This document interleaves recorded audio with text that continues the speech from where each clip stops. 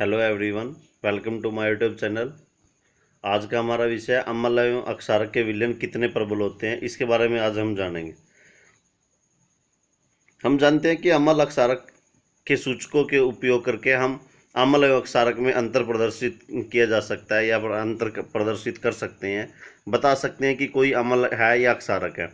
वो जैसे कि हमने लिटमस वाला किया सूचक का, वनीला है, प्याज है जिसको हम ऑनियन बोलते हैं, प्याज बोलते हैं, टर्मरिक है, फिनोल्फथेलिन है, मिथाइल ऑरेंज है, ये सब सूचक है। पिछले अध्याय में हमने H+ आयन तथा OH- आयन के विलयनों की सांद्रता कम होना और तथा तनुकरण के बारे में पढ़ा था। हमने पीछे जाना था कि H+ आयन की या OH- आयन की सांद्रता को कम कैसे कर सकते हैं, यानी कि तनुकरण से। तनुकरण क्या होता है? किसी अम्ल में जल का मिलाना या किसी अक्षारक में जल का मिलाना तनुकरण कहलाता है। क्या हम किसी विलयन में उपस्थित आयनों की संख्या जान सकते हैं? क्या हम ज्ञात कर सकते हैं कि विलयन में अम्ल अथवा अक्षारक कितना प्रबल है? इन सब प्रश्नों के उत्तर को जानने की कोशिश करेंगे। इसको जानने के लिए हमें सार्वत्रिक सूचक, जो अनेक सूचकों का मिश्रण होता है, का उपयोग करके ज्ञात कर सकते हैं। सार्वत्रिक सूचक किसी विलयन में हाइड्रोजन आयन की विभिन्न सांद्रता को विभिन्न रंगों से प्रदर्शित करते हैं। सार्वत्रिक सूचक यानी कि यूनिवर्सल इंडिकेटर का यूज करेंगे हम। यूनिवर्सल इंडिकेटर होता क्या है कि जो मिक्सचर ऑफ इंडिकेटर यानी कि सूचकों का मिश्रण होता है, जो कि हमें ये बताता है कि किसी मिश्रण के अंदर या किसी अम्ल या अक्षारक के अंदर हाइड्रोजन आयन की सांद्रता कितनी है, और उसको वो रंगों के द्वारा प्रदर्शित करता है, अलग अलग रंगों से।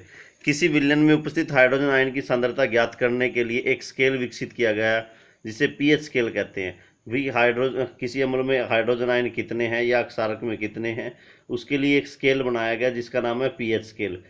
इस पीएच में पी सूचक है पुषांश। पी का मतलब है पुषांश, और जो जर्मन शब्द है जिसका अर्थ है शक्ति, और एच फॉर हाइड्रोजन, यानी कि पुषांश या फिर पोटेंज ऑफ हाइड्रोजन के नाम से भी आप इसको जान सकते हैं।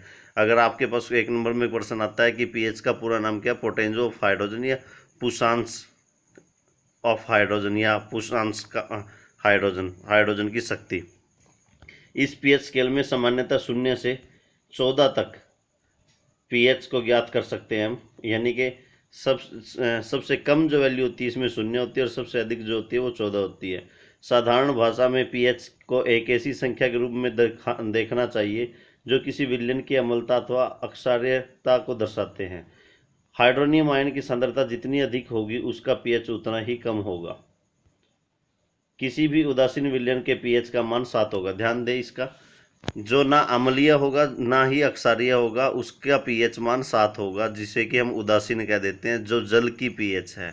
यदि पीएच स्केल में किसी विलयन का मान 7 से कम है, 7 से कम 6 है, 5 है, 4, 3, 2, 1, 0, तो वह अम्लीय विलयन होगा। जितना 7 से कम होगा उतना ही ज़्यादा वह प्रबल अम्ल होगा। जैसे 6 है वो अम्लीय होगा, 5 उससे प्रबल अम्ल होगा, 4 उससे भी प्रबल अम्ल होगा, जिसकी पीएच 3 होगी वो उससे ज़्यादा प्रबल अम्ल होगा, जिसकी पीएच 2 होगी वो उससे ज़्यादा सबसे ज़्यादा इनमें प्रबल होगा, और जिसकी पीएच 1 होगी वो इन सबसे ज़्यादा प्रबल अम्ल होगा।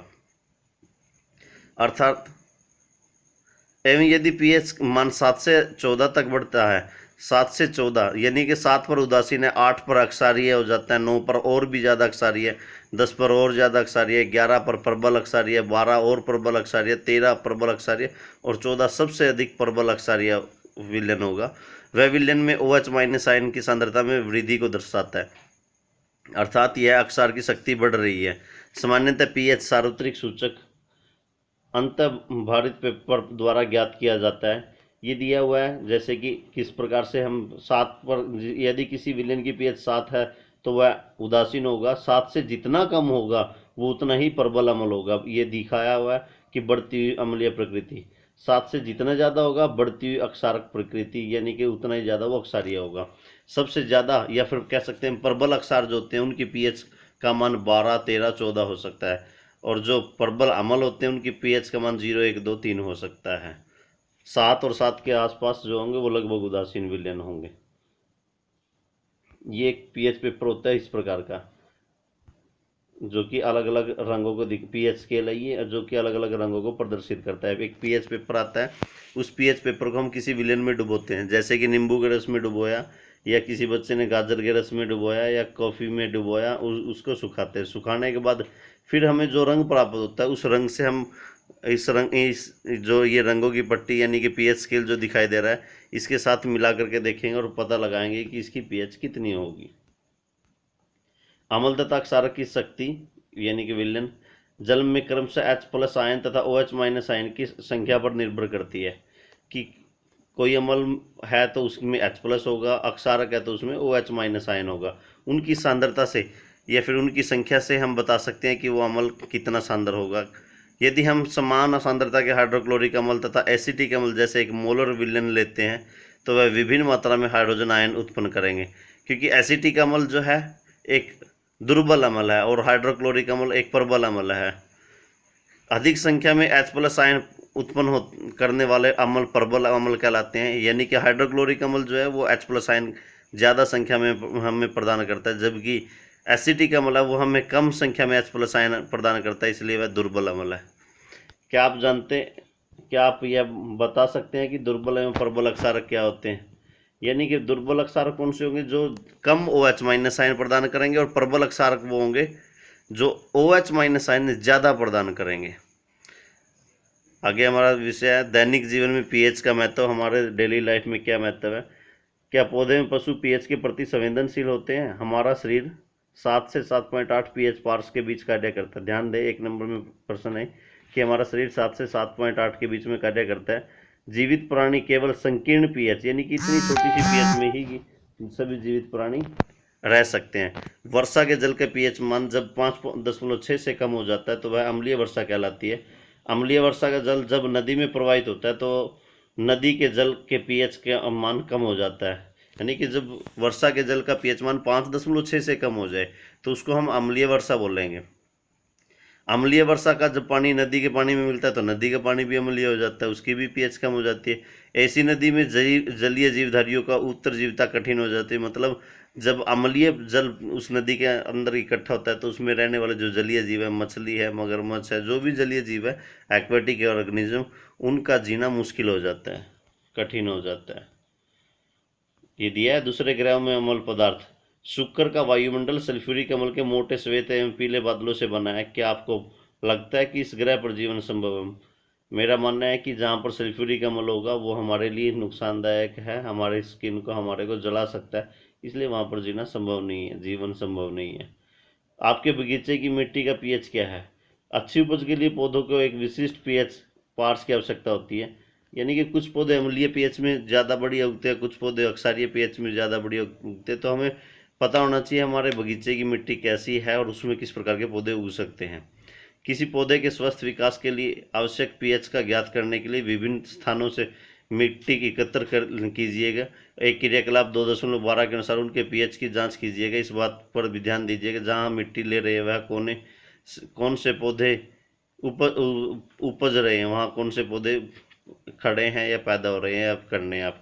आपको क्या करना है, जैसे कि जहाँ से जिस बगीचे की आप मिट्टी को टेस्ट करना चाहते हैं कि उसमें उसकी पीएच कितनी है, तो उसके चारों कोने से और बीच में से मिट्टी को लेंगे, उसको अच्छी तरह से महीन यानी कि बारीक कर लेंगे। उसको बारीक करने के बाद हम उदासीन जल यानी कि जल में उसको घोलेंगे। जल में घोलने के बाद कुछ टाइम के लिए उसको रख देंगे।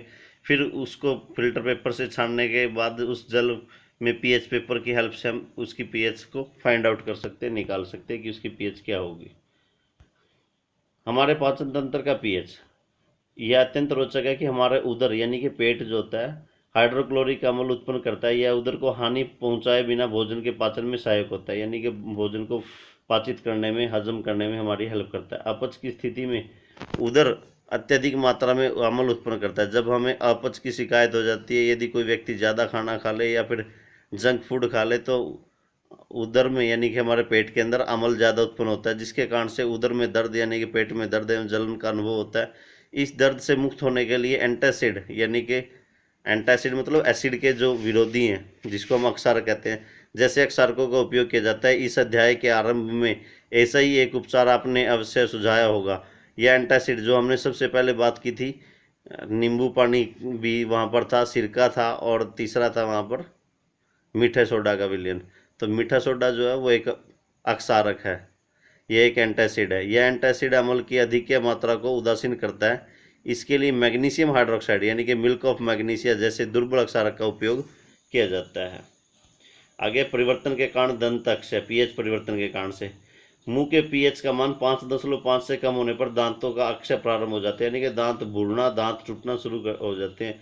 दांतों का एनेमल यानी कि दांत जो बने हुए दंत वल्क जिसको बोलते हैं, कैल्शियम हाइड्रोक्सी एपेटाइट यानी कि कैल्शियम फास्फेट का क्रिस्टलीय रूप से बना होता है, जो हमारा ये वाइट वाले जो दांत होते हैं से बना होता है, जो कि शरीर का सबसे कठोर पदार्थ है। यह जल में नहीं घुलता, लेकिन मुंह की पीएच का मान 5.5 से कम होने पर संक्षारित हो जाता है। यानी कि जब हमारे मुंह की पीएच का मान 5.5 से कम हो जाए तो कम होने पर हमारे जो मुंह के अंदर दांत है वो भूरना, टूटना या दांतों का क्षय जिसको हम कह सकते हैं स्टार्ट हो जाता है। मुंह में उपस्थित बैक्टीरिया भोजन के पश्चात मुंह में अवशिष्ट शर्करा यानी कि जो मीठा खाने के कारण से, चॉकलेट टॉफी खाने के कारण से एवं खाद्य पदार्थों का निम्नीकरण करके अम्ल उत्पन्न करते हैं।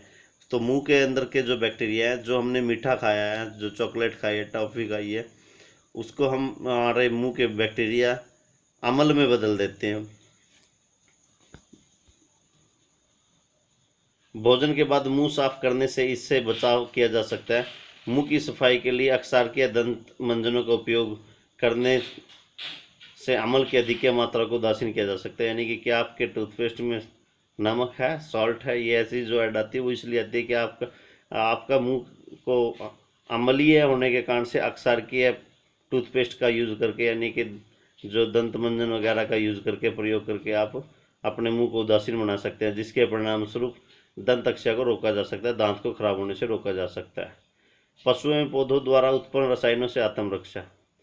क्या कभी आपको मधुमक्खी ने डंक मारा है? मधुमक्खी का डंक एक अम्ल छोड़ता है जिसका नाम है मेथेनोइक अम्ल। ध्यान दें, मेथेनोइक अम्ल, जिसके कारण दर्द एवं जलन का अनुभव होता है। डंक मारे गए अंग में बेकिंग सोडा जैसे दुर्बल क्षारक का उपयोग से आराम मिलता है, क्योंकि वो एक अम्ल है और बेकिंग सोडा जो होता है वो एक अक्षारक है। अम्ल और अक्षारक मिल करके लवण तथा जल बनाते हैं, जो कि एक उदासीन अभिक्रिया है।